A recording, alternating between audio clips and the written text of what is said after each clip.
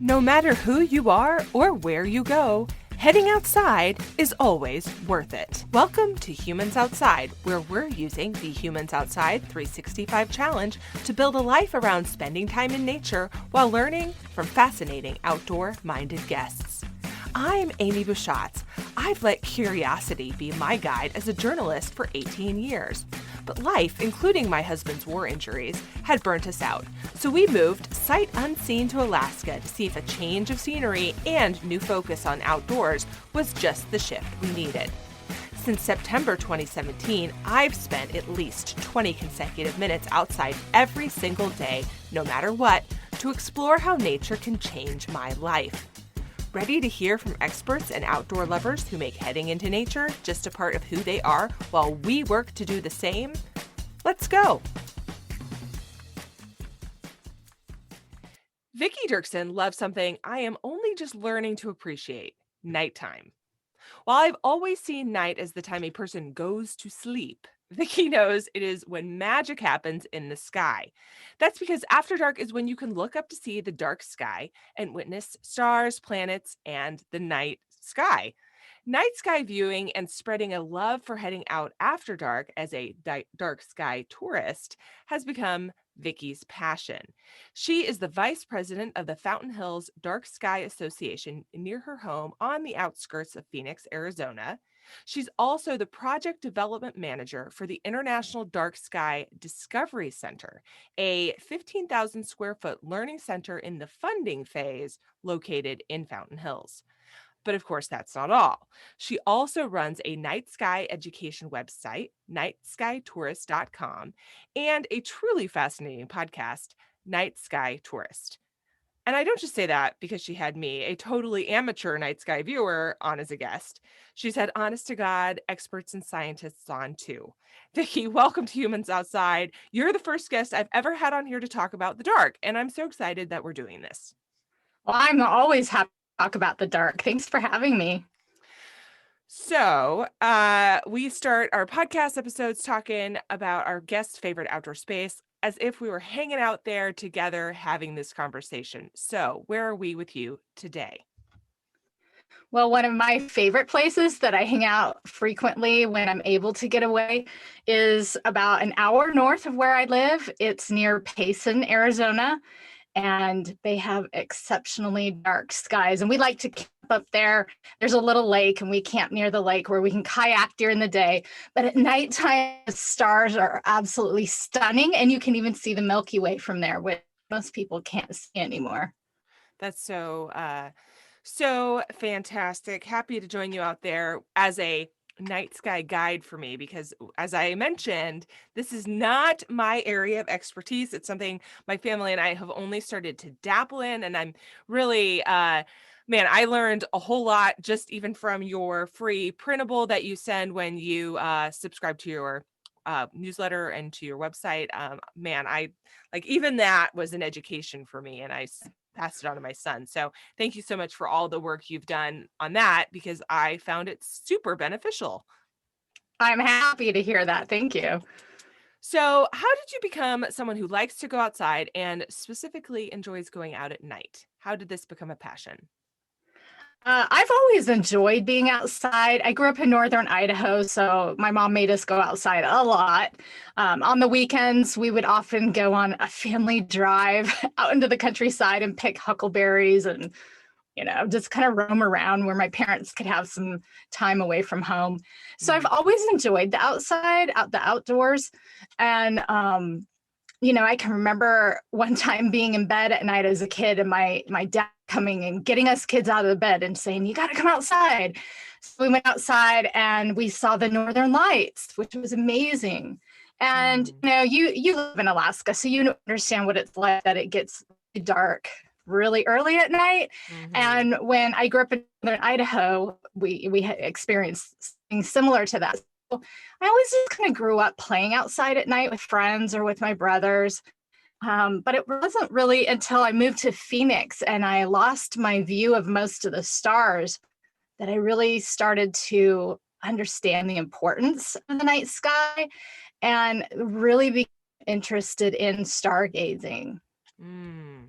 Okay, so Before we keep going, you keep referring to it being really dark and how that's really necessary. So this ties into a concept known as light pollution. Um, what is light pollution? What does that mean? Well, light pollution is something that I didn't even know existed until I moved to the Phoenix area. That was my first memorable experience with it.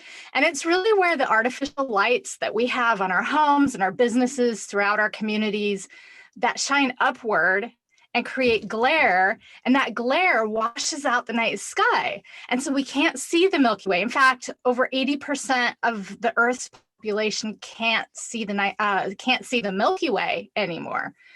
And so that's those lights that are too bright for what they really need to do.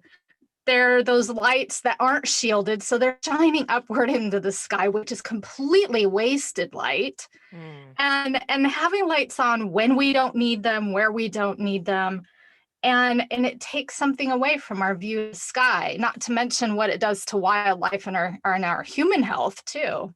Mm-hmm.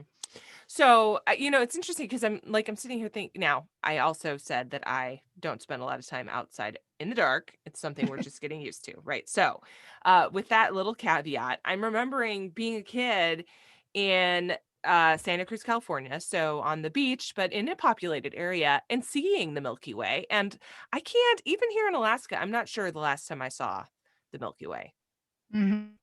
Yeah, our lighting technology has changed over the years. And so everybody's been switching to LEDs because we're being told, oh, this is better for the environment because we're saving energy.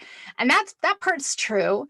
But we're also starting to use lights that are so much more bright. We're using so much more of them.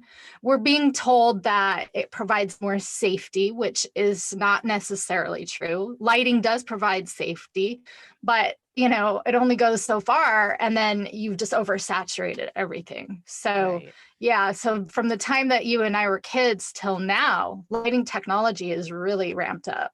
Cool. Okay, well, not cool, but understood. Okay, so that ties into my next question for you, which is why I wanted to define it. Okay. One of the things we're focusing on in this season of Humans Outside is nearby nature and nature accessibility. So, this idea that you don't have to have in your brain that you get in a car and drive hundreds of miles away to go to nature, that nature is, in fact, outside your door. But of course, that requires that we shift a little bit of how we think about nature from being the Grand Canyon or something like that to being what's outside your door. And of course, that is really dependent on where you live. So, is stargazing something someone can do when they live in a city, when they live somewhere where this light is just a part of life? You can turn lights off on your home, but that doesn't impact the fact that you live near high rises or whatever, right? So, um, is it something that people can do when they live in a city? And how can you see the stars if maybe you can't regularly travel somewhere that's really dark? This is such a good question because one of the things that I really encourage people to do is to develop a backyard stargazing habit. Ooh, I like And that. yes, because like you said, most of my stargazing has happened in my own yard. And I've done a lot of stargazing in different places with my own community because I get invited to bring my telescope to places. But compared to the amount of stargazing I do in my own backyard, I do very little stargazing where I've had to travel somewhere. I Mm, might travel somewhere for some other reason and make time for outside stargazing. But mhm, if you live in a city, really the big thing is that you're just going to have less things that you can see. That doesn't mm, mean that you can't enjoy a night of stargazing. You just won't see as much. And sometimes, depending on where you live, sometimes that can be a little bit beneficial because those major constellations tend to stand alone a little bit more. When you go out where it's really, really dark, sometimes those major constellations just, sucked up into all those other stars. Well, an experience I hope everybody gets a chance to have. But yeah, you right. can still see, with the exception of some really bright places. Obviously, if you live in New York City or right down in the heart of Los Angeles, some of these major metro areas, it's going to be pretty tough. But you can still find a way to enjoy the night sky. Yeah. Yeah, I love that there are pros and cons in a way.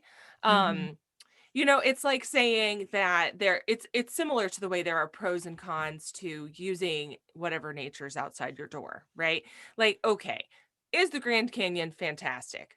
Yes. 100%, no question about it. Very beautiful, full of awe, helps your brain, all sorts of things, right? is the is there something fantastic in its own way about whatever's outside your door, whether that be even just a tree planted in a small green spot in the sidewalk, or something more backyard garden-esque, right? Are there specific and wonderful benefits to that you don't get at the Grand Canyon? Yes, there are. And what you're saying is the same thing about the night sky. You can see a bajillion stars at the Grand Canyon. I assume, I've never been there, but they sort of wash out some of the more prominent constellations that you now have a special way to appreciate in your own backyard, wherever you are. Absolutely, absolutely. And I think that people underappreciate what they can see from home. Mm. So we spend a lot of time talking about prioritizing going outside during the day, and by we I mean me. But I think I think a lot of people do this, right? That we talk a lot about daylight and the benefit of, getting some vitamin D from the sunshine, and and especially up here in the far north, that's the guidance, right? You want to get out when it's light outside. It helps your circadian rhythm, all that stuff. Okay. Um, but when you just harp on that all the time, you're missing out on going outside at night, which we're saying in this episode has its own benefits. Okay, so what specifically are people missing out on? Well, this is a really, really important question because every day has a night, right? Hmm. So you go outside, like you said, during the day, and you're getting your vitamin D and you're setting the stage for that circadian rhythm. And then what we tend to do when the sun goes down is to override that circadian rhythm by turning on our lights in our house. We turn on all the lights.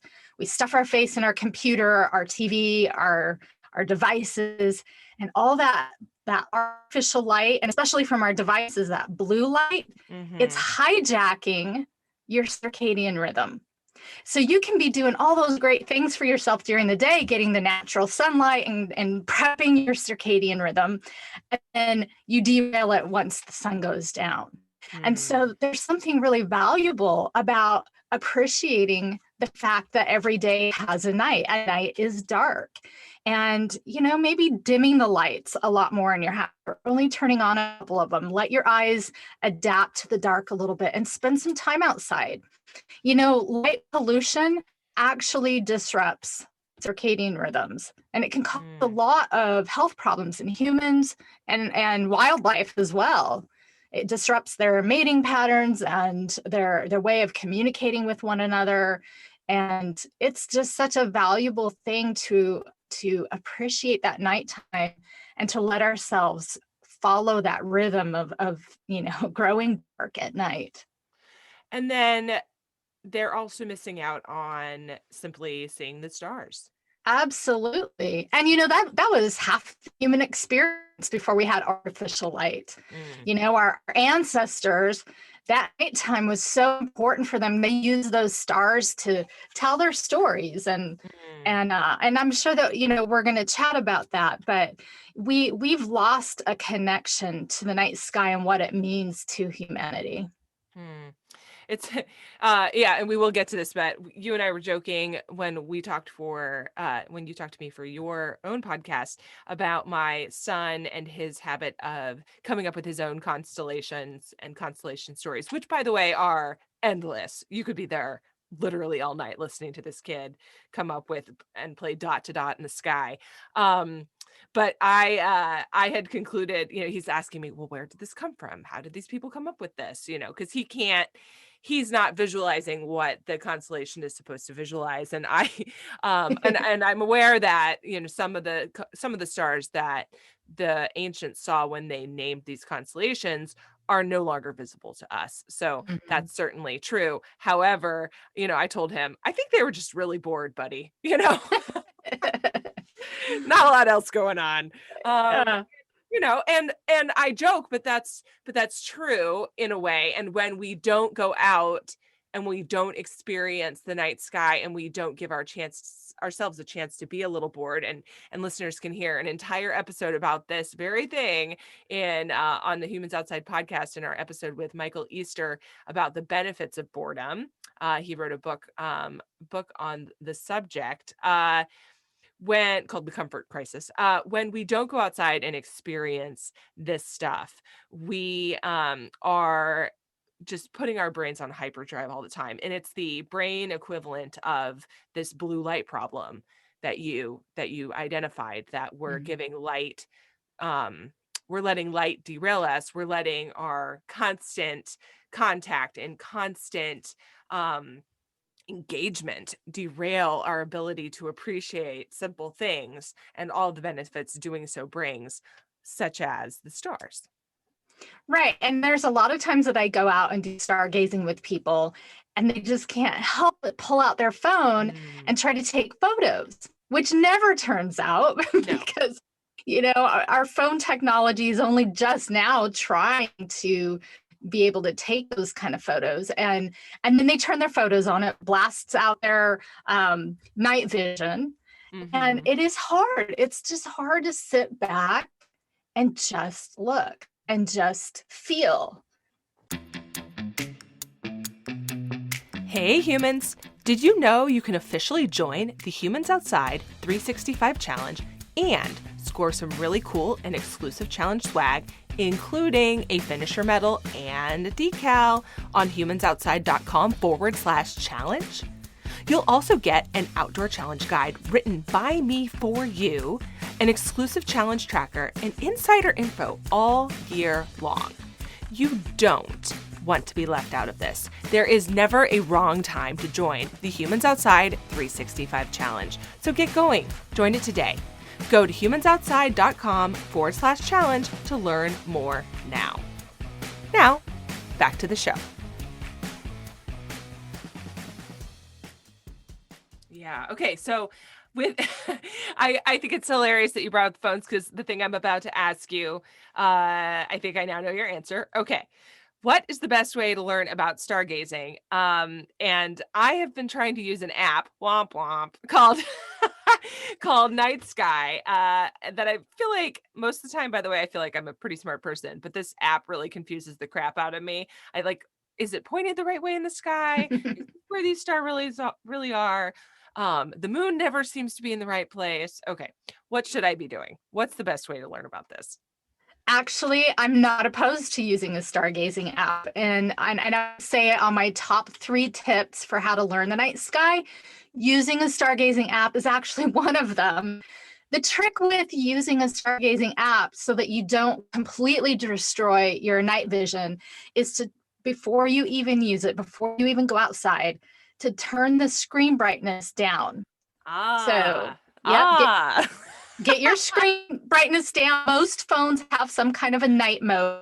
So put it in night mode. That kind of gives your screen more of a reddish color. And red light is much less likely to ruin your night vision as long as it's not too bright. Yes, these So are actionable, clear steps that I am yes. very much taking note of and 100% going to do on this very night. I believe it is supposed to be clear. So keep going. You're helping. And You're so actively helping me. So I think I tell people use the stargazing app. There's a lot of them. Most of them are really great. And just find one that you really like and then just set up your phone so that you're preserving your night vision, and then use that. That's a great way to go out and start learning. Okay, I see something that looks like a pattern over here. What is it? And you can point your phone over there and you might find out, oh, that's the constellation Capricornus, or that's Orion, or whatever. Or maybe you see a really, really bright star in the western sky tonight that's super, super bright. And you're like, what star is that? And you point your app up there and you find out, oh, that's Venus. That's not even a star at all. And so that's one of my number one tips to learning the night sky. Use a stargazing app. Another tip for learning the night sky is really to give your eyes time to adjust to the dark, because the more time your eyes have to adjust to the dark, the more you can actually see. And science has been telling us that it takes our eyes about 40 minutes. What? 40 minutes to fully adjust to our surroundings in the dark. But once you do that, though, you almost don't need a light for anything. Even if there's not much of a moon out or no moon out, eyes can do remarkable things in the dark. I mean, we're not as cool as some of the animals that are out there, but our eyes are pretty remarkable. So when we go outside and we spend 5 minutes or 10 minutes stargazing, and we've just come from a brightly lit house and we're trying to take pictures of the sky with our phone, we never give our eyes a chance to even try to the dark. So I know that your goal is 20 minutes. If you went outside and you gave your eyes just 20 minutes to adapt to the dark, that would be fantastic. Most people don't give that much time. And my third tip is to stargaze regularly. And the reason is because you'll start to notice on your own how different constellations will change their position in the sky as the year is going by. You can be aware of the phases of the moon. Is there a moon up there right now? If not, why? When is it coming up? And then you can also watch the planets drift across the sky. Right now, we see Venus and Saturn and Jupiter clear up till the end of this year. And then they're going to start slipping out of our night sky. And then you'll have to start being an early bird, pre-dawn. Well, that won't be hard for you in Alaska right now. In Arizona, it's a little tougher. You'd have to get up before the sunrise, and you'll be able to start seeing them before the sun comes up. I'm really enjoying this conversation because you are sharing brand new information with me. So I hope our listeners are learning as much as I am, because often I interview people about things that I'm relatively familiar with, but this is definitely not one of them. So I will say, like, even my very amateur viewing, I have noticed the shifting constellations. And I think so correct me if I'm wrong, part of that is because I'm viewing these things at night and in the morning, in the dark sky. So for example, I'll be looking at pre-dawn, and this constellations will be in one spot. And then of course, at the opposite time of day, after dark in the evening, they're in a different spot. And that's because they move over the course of the night, right? Right. So there's a couple of different things happening, and I'll just put this in a short little scientific nutshell here. Excellent. Thank you. One, of course, is that our Earth is spinning. And so from our perception, the sky is rolling across from east to west. But then there's something else that's happening, and that is that we're traveling around the sun.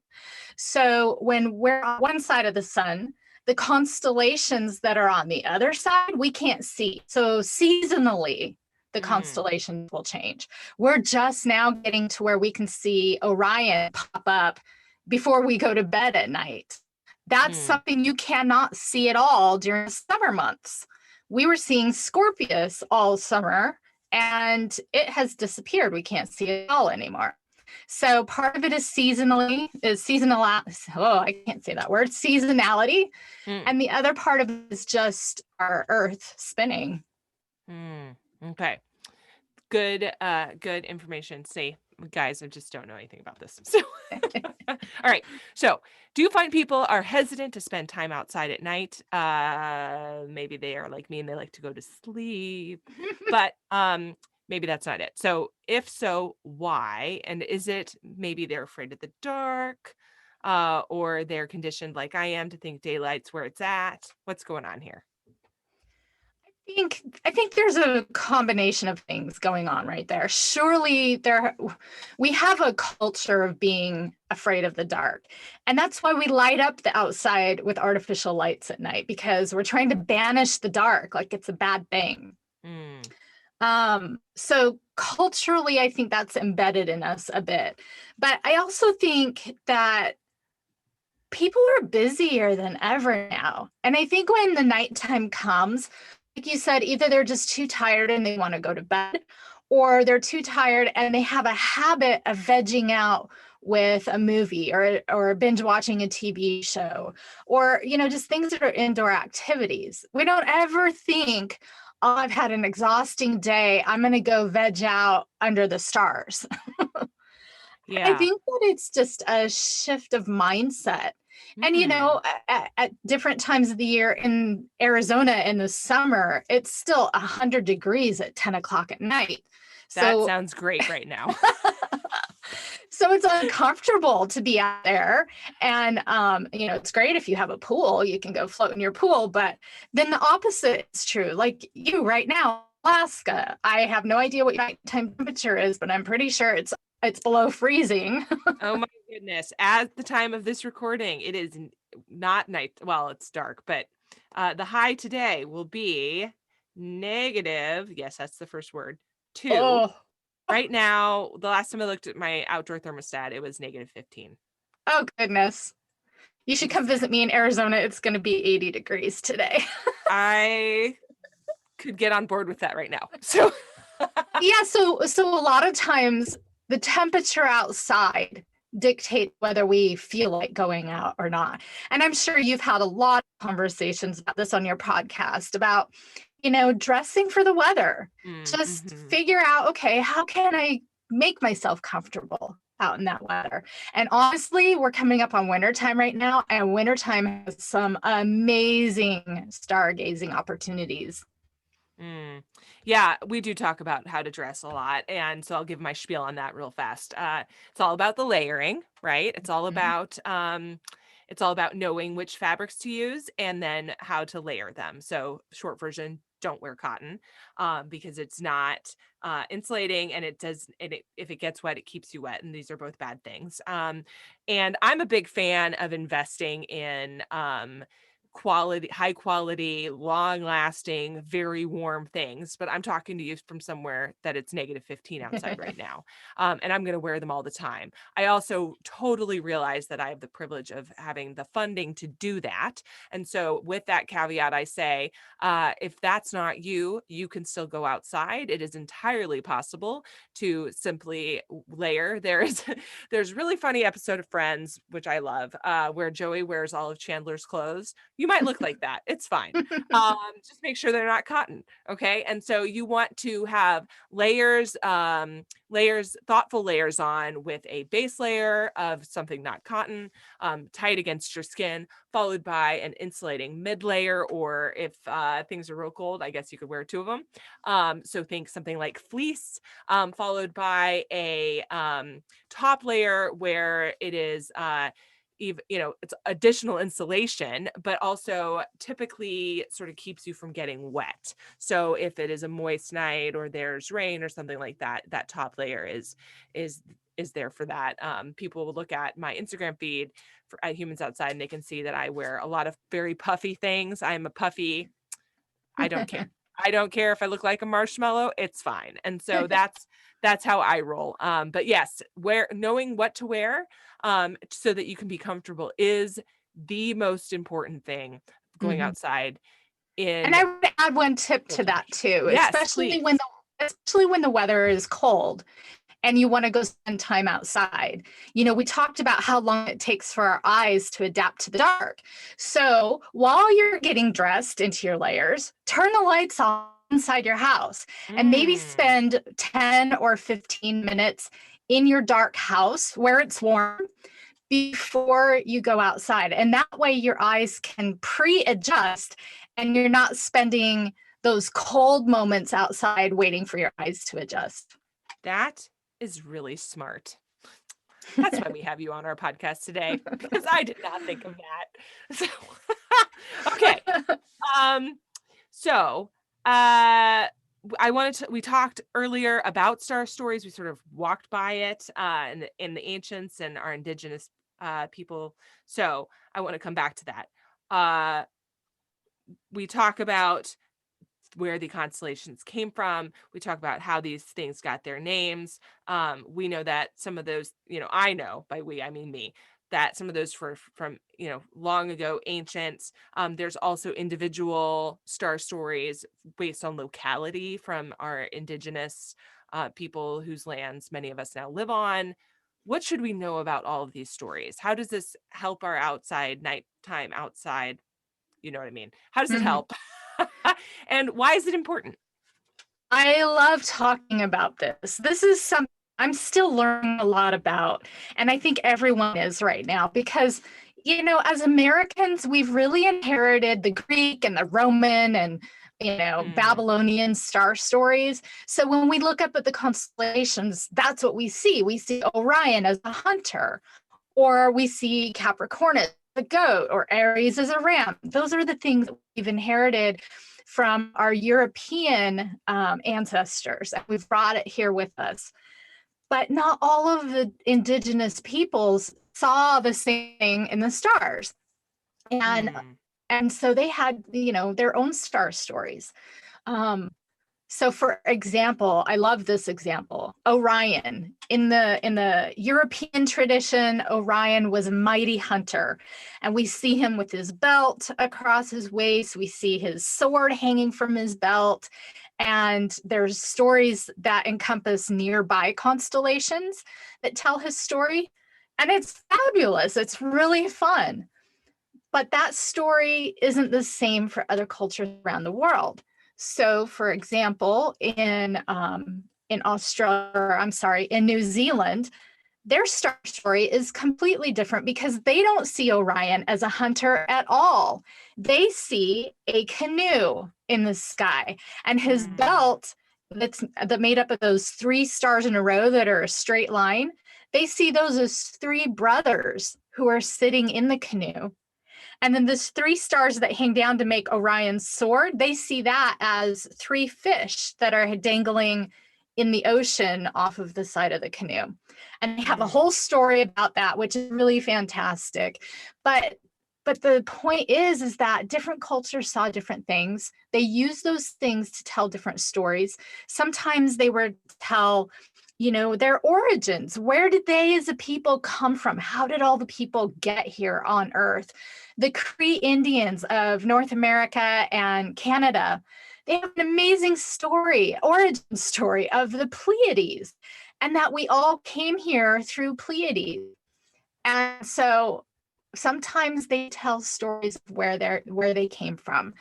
mm, Sometimes there's stories for their children that are moral lessons.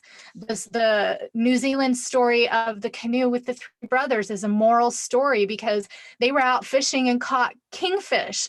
And in their culture and their tradition, the kingfish was an elevated fish, and they should have been protecting it, not catching it to eat. And right. so these stories were told for different purposes. And of course, we can't ever overlook the fact that the stars for every culture across all time, they were used as a calendar. It helped them to decide, when is Sure. it time to plant our crops? When is it time to harvest our crop? When is the season when the snakes are going to crawl out of the ground? And we need to start watching out for snakes. When do the snakes go back into the ground so we feel Yes, more that's the safe? important question. Yes. And then of course they used them to help mark when they have their cultural festivals and celebration Mm, things. And so the stars have been wrapped up in human tradition and storytelling since the beginning of human time. And that's coming back to the concept of light pollution. When the light pollution erases those stories from the sky, mm, we lose something as a human race. mm. Oh, I love it. Thank you for sharing those with us. And Mhm. that's So let me ask you this. How could somebody um, learn the star stories in of their specific location? So you're obviously very familiar with many, and you are in Arizona, but our listeners are everywhere. So what's the best way to connect with these star stories of your local indigenous population? That's a good question. And I think right now, the idea of bringing these star stories from different indigenous cultures into the mainstream consciousness, this is kind of a new thing. So, you might live in a place where there's a museum where they tell some of that, but it is fairly new. Mm. So, there is a website that I've just become familiar with, and it's called oh, I might tell you wrong, but I'll give you the link for your show notes. I think it's called Night Skywatcher or nativeskywatchers.com. And Mm-hmm. there's a woman she's a native woman from one of the Dakotas, I believe. And she's actually an astrophysicist, but she's also starting to bring these indigenous star stories to light all around the world and collecting them and finding a way to make it so that people can start to learn them. So I do Mm. recommend that website as a great starting point. But yeah, a lot of times those indigenous people, those stories were just for them. And so they're Mm. not necessarily published out there. Right. But starting with a local indigenous museum could be a good starting place. And I'll add for listeners who are in Alaska, the Anchorage Museum has a planetarium and addresses some of these things here. And so my family and I will be visiting that this season to learn those things there. So I cannot give you a review because I have not yet gone, but I've read quite a bit about it. And I am excited to go check it out. So hopefully you can do that too if you're here in Alaska where I am. And I'm going to go ahead and throw this out there. Has not happened yet, but I will reach out to this website you just mentioned and see about having them on the show. Because I think that would be really interesting. And of course, much better than talking about somebody's work is having them talk about their own work. So Absolutely. there you go. Okay.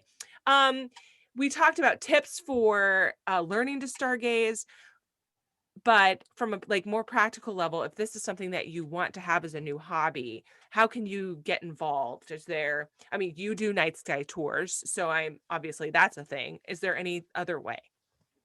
Sure. And, people need to realize you don't necessarily have to own a telescope or binoculars to enjoy the night sky. They are great. I mean, if you can get one of those, definitely do it. But I also recommend to join your local astronomy club. There are cities across the world that have astronomy clubs, and the people who tend to join them and run them have telescopes. And there's Mm. nothing they love more than to pull out the telescope and do what they call a star party and just invite people to come. Sometimes they'll have laser pointers where they can actually point things out in the sky to you. You know how impossible it is when somebody's pointing to something in the sky and you don't even know what they're pointing at. Sure. Laser pointer is awesome. So they'll do that. So I recommend for sure starting right there. There are some podcasts that have star tours. For example, on my podcast, Night Sky Tourist, the last part of every podcast, it's intended for you to take the podcast outside, and I kind of give you a little tour across the night sky to identify planets, constellations. Sometimes I'll tell an indigenous star story with some of the constellations. So there's things like that there. And also, I really love getting a chance to visit observatories, planetariums, things like that, even science centers that are focused on astronomy and things. And there's so much fun stuff you can do. So as a night sky tourist, it's everything from taking your eyes on a tour across the night sky to traveling to really cool facilities where you can have an indoor experience. Awesome. Thank you so much. Okay. Last part of our podcast, little leftover situation. Really interested to hear about this since we're talking about something so outside of my realm of expertise. Talk to me about what your favorite and or most essential gear would be. Like if people are looking for some tools or something that you love to use or whatever, what do you recommend? Well, I already mentioned using a star app, and I don't recommend any specific one because there's so many good ones out there. So just pick one. But I also like to have a red flashlight. And one that's not very bright, because you go outside in the dark and you are going to have to sometimes make sure that you're walking safely to wherever you're going to go sit or stand. And the last thing you want to do is to turn on a regular flashlight or the flashlight on your phone, because it's going to blow out your night vision. So get a flashlight that has a red light in it and one that's not too bright. And that's perfect because red light does more to protect your night vision. It's a great, great, great tool. Awesome. Yeah. Now that you mention it, I'm remembering that some of our headlamps that we own had a red light function. Yep. But I was never entirely sure what that was for, to be honest with you. Yeah, it's great for that. And, just make sure that when with other people that you never aim your light at someone else's face, because then you blow out their vision, even if it's red. Yes. Yes. Also something very difficult to remember when the headlamp is on your head. Yes. So solid tip. Thank you. If you're looking for a kind of, specific headlamp, guys, I recommend you just give it a quick Google. There are so many different options. Some are rechargeable. Some have long lasting batteries. Some are super lightweight. It would be basically impossible for me to give you a specific recommendation on that. So I'm just not going to do it. Okay. Last question. If we're going to walk out of this conversation with you, envisioning ourselves in a moment outside that really gives you peace and joy and is something you just like to think about or hearken back to, where are you and what are you doing? Oh, I love this question because I love thinking about this one moment that really captured my attention. So we're going to travel back in time to 1992. And I had graduated high school the year before, and I was in Albania for 2 months doing a humanitarian trip there. And we went into the northern part of the country for a couple of days, and our group decided we wanted to sleep outside under the stars. I don't know why. We were young, early 20s. And we rolled our sleeping bags out right there on the ground. I crawled into my sleeping bag, and when I looked up, I couldn't even speak. I had never in my life seen so many stars in the sky at one time. I just thought that those images that I saw in magazines and things like that they were doctored up a lot.